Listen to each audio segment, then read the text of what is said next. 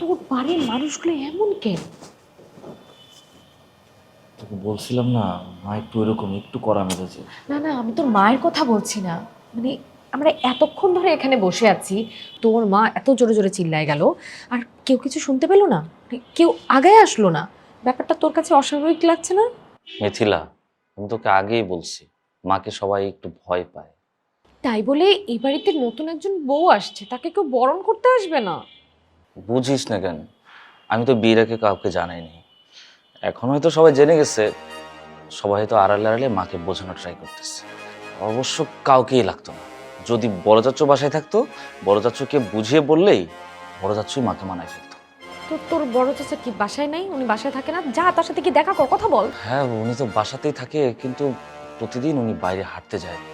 এখন হয়তো বাইরে হাঁটতে গেছে, না হলে এতক্ষণ বড় চাচ্চু ঠিকই বেরিয়ে আসতে। উনি কখন আসবেন? ততক্ষণ কি এখানে এভাবেই দাঁড়ায় থাকবো? মনে হচ্ছে বড় কোনো একটা অপরাধ করে রিমান্ড রুমে এসে বসে আছি। বাবা মাকে না জানিয়ে বিয়ে করাটা অপরাধী।